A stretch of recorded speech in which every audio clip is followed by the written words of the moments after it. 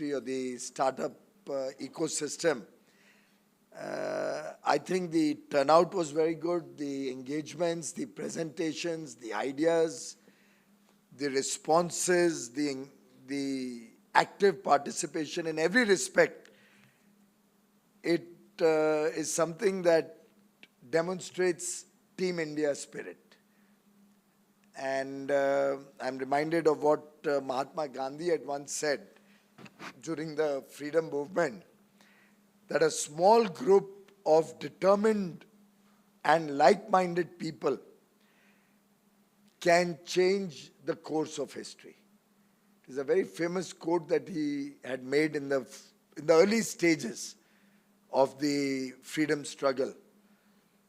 And today, in some sense, and particularly the last session, was our own humble contribution to give freedom from poverty to our people, give freedom from maybe lack of health care or lack of nutrition or lack of development, lack of education, skilling, prosperity, you can call it whatever.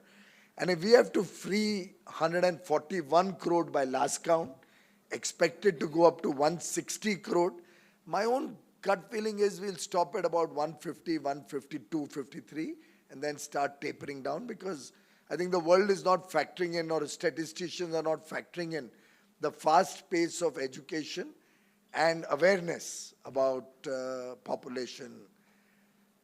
But even at that level, we are looking at 1.5 billion people out of 8 billion people. 20% nearly, or 18% of the world. And in some sense, we are a privileged section sitting here. We are unicorns and decathons in this room. We are large financiers in this room. We have people who have dedicated their life to the service of the nation, like our secretary, other colleagues from various states and central government, like Professor Jhunjhunwala, who could be in their own right billionaires or millionaires making money in the private sector with their capabilities.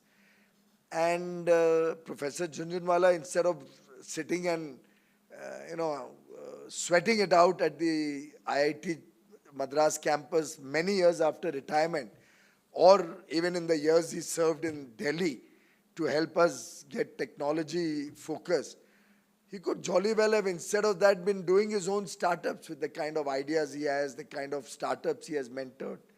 He could have tried to keep a 10%, 20% share in each of those startups, instead of running around the country pleading with people to encourage or mentor others. So there's, everybody in this room has contributed. And it's our job now to give back to society, from which we have received so much in different forms. And I think your engagement today, in a way, is in the spirit of wanting to give back what I can do for the nation, what I can do to benefit the next generation of Indians, what I can do to leave behind a better country for the next generation. And in that spirit, if all of us continue to engage, continue to partner, continue to give ideas to this story, to the Vision India at 2047 movement,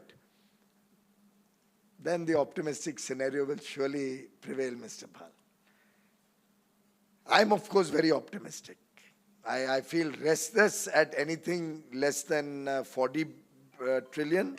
Only Madam has messed around with my mind today. And now I've already got my team working on... Anuj, kuch banaya? Does it work at the numbers I gave you? 47, 48. Exact? Now show me that paper. As soon as she finished giving that idea, I jotted down on a piece of paper how I think it will come to 47. I can be boastful. I'm not being humble at all on this. I wrote on this paper, here it is. I said, $47 trillion in 2047. Use 8% GDP, 5% inflation, 2% rupee depreciation. 8 plus 5 minus 2 is 11. Work out and give me the number, and he just told me it's 47.8 trillion. I thought it'll work at these numbers, and this is very much doable. I don't think anybody in this room will disagree that we can do an 8% real growth. Then I've also added, if you see, there's a small paragraph here where I've added, we can reduce inflation by 2%, instead of 5, make it 3. In which case the rupee depreciation also will be only 1%. Broadly, you can assume rupee will depreciate at about half, sometimes even less than half of the inflation level. And I'm one of those who believes that rupee will start appreciating 10 years from today. Will be in the upward trajectory. Maybe faster, but no later than 10 years. I don't know if Nitin Kamath is picking up any clues from that. But this is really the future that we as a team should be focused on, should be working on. By the way, Shraddha, I've already taken out that article. I've run through the names.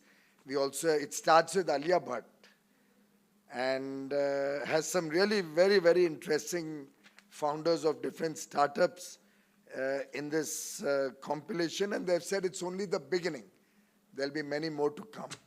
So I'm sure in that 47 trillion, our sisters and our daughters are going to play a big, big role. And it's never too late to play that role. I mean, the Nika story tells us that age is only a number. It's only in the mind. After what, 25, 30 years with Kotak in different ways, she started when at 50 probably. And look at the success story. One of the decathons that we have out of 4, right?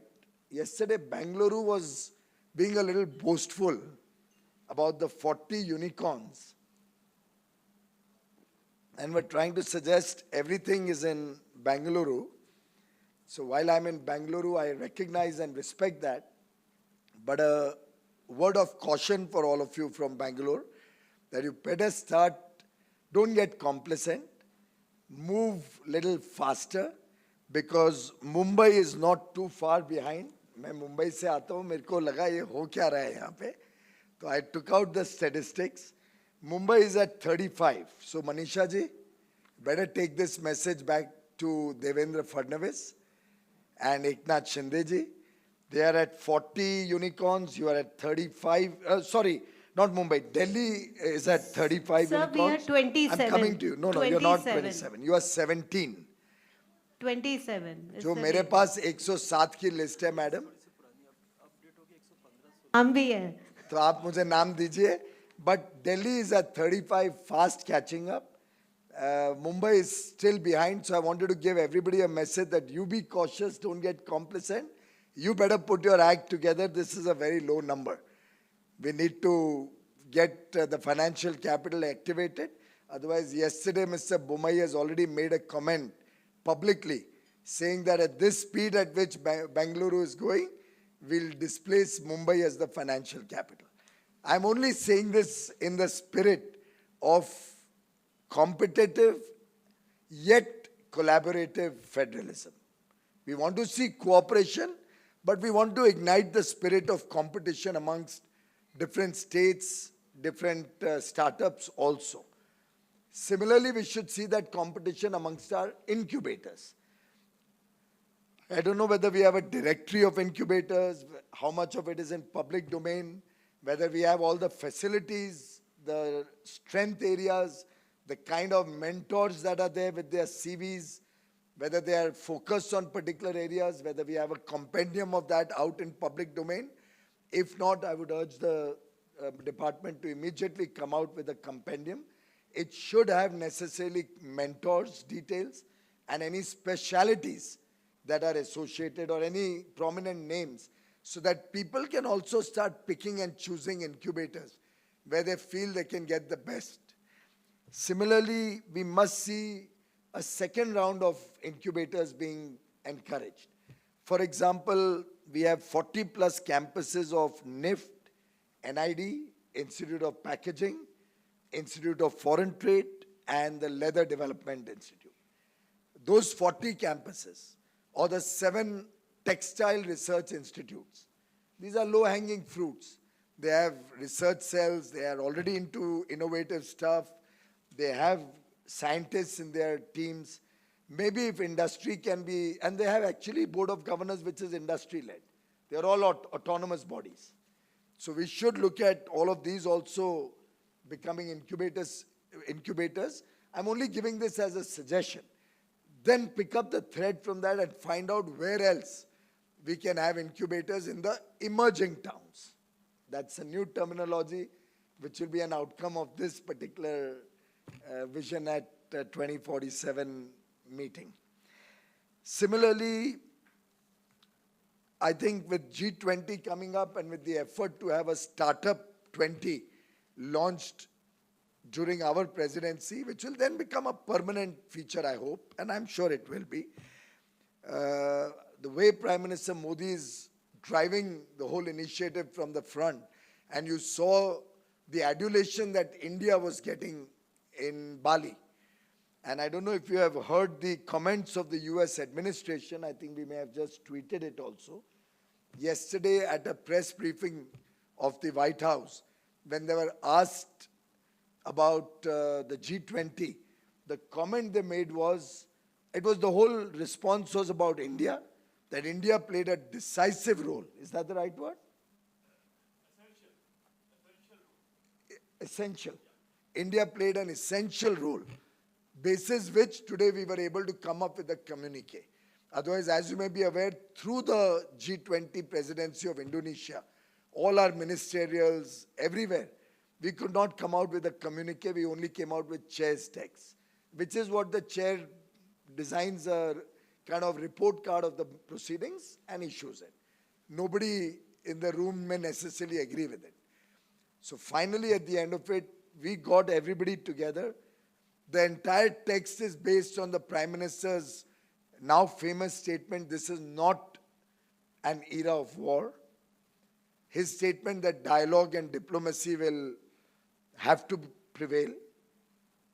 And his own personal efforts to bring all sides together to have a discussion and sort out these issues. And of course, another major initiative that India has been at the forefront, that the nuclear option should not even be considered as an option. These are the three pillars of the communique. And India, in a way, played a heroic role in saving multilateralism at the G20. So I'm sharing all this because it only means that much more responsibility on us to make sure the Startup 20 idea is a success. It's India's contribution to the world.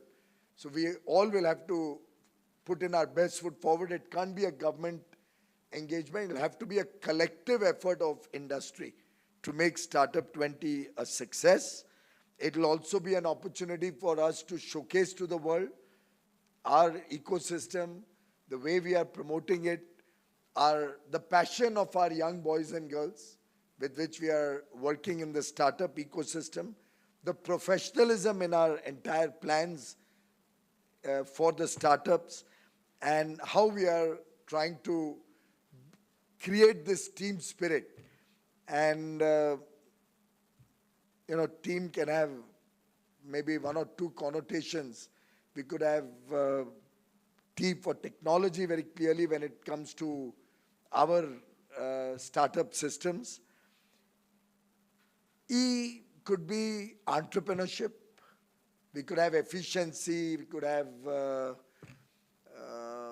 other E. I was hoping for education. Education also, but that would limit the whole idea. But I think entrepreneurship would cover everything. Yes. A larger. A could be accelerating the program. It could be about affordability of the program. It could be about access. There's several ways we could define the A of our team. And M, again, could have a multi-pronged approach. But I would think the most critical element, if I can understand from all of this, are only two: mentorship and money. So if we can work in this spirit together and get outcomes which are now aspiring for much, much faster, accelerated growth of our startup ecosystem, I don't see any reason why we should settle for the third largest startup story. Or why we should, as a large country, only have one Silicon of the East, Silicon Valley of the East. Not to take it away from Bengaluru, we are sitting in Bengaluru, we are guests of Bengaluru, and I still have a few hours to go and I want to get back out of Bengaluru. But clearly, we can do much more. Why I did this maths was really not to talk about Bangalore or Delhi. I did this math because when I ran through the list, I saw that we really haven't been able to reach out to more places. A place like Pune, why should it have only 7? It's an education hub, it's a manufacturing hub, it's a technology hub. In every respect, I would have thought there would have been much more action and outcomes over there. Hyderabad, another place which we always thought was associated with technology, with Cyberabad and all of that. 2. This is food for thought for all of us in Startup Advisory Council. It's not about where each one of us comes from. It's for all of us to think and deliberate and see how we can change this equation. Chennai, and I've been to many incubators, but nothing to beat what IIT Madras has done. But 5 unicorns. So I'm just saying, and for that matter, I would urge either we hold a Startup Advisory Council meeting at the center in IIT Madras, or whenever you get a chance, I would urge all of you who have not visited the IIT Madras campus on research and innovation to certainly make it a point to visit that. I don't know what percentage of this room has done it, but it's an eye-opener. And the work that's happening there can be a role model for many other incubators. Of course, the size and scale is huge there, but in different forms we can have some learnings out of that. I think we'll have to have more frequent workshops and such dialogues. The advantage of this one has been the physical and personal connect. We were able to actually understand each other far better than a VC, where of course people switch off their cameras so you don't even know who's on it, who's off it, where you're waiting for your turn or you raise your hand and if the moderator sees it or doesn't see it, you don't know.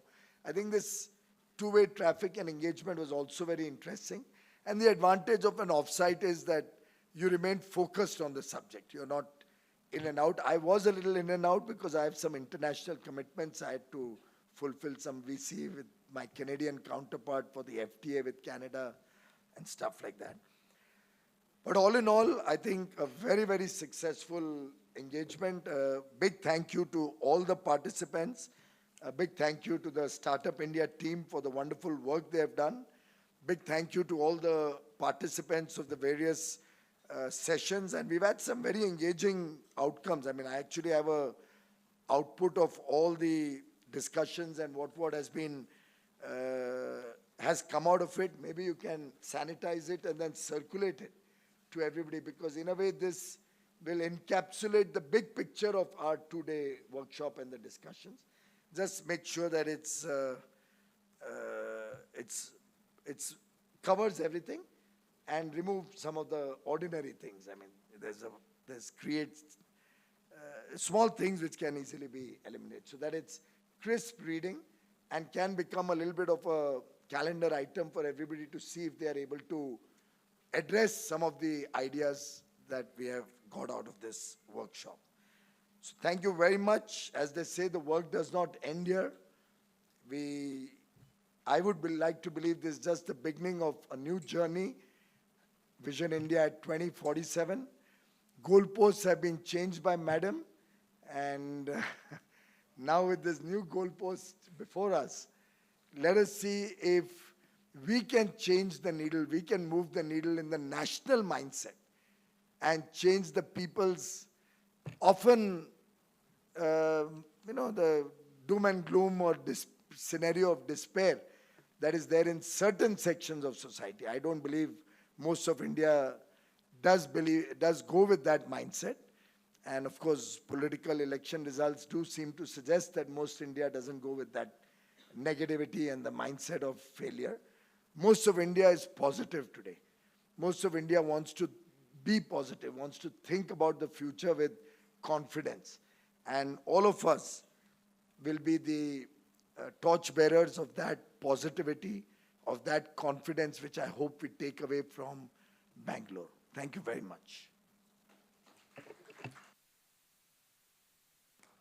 Thank you so very much, sir. We are very thankful and grateful for your guidance and for your vision, sir. The very conception of this, the inception of this idea of having this workshop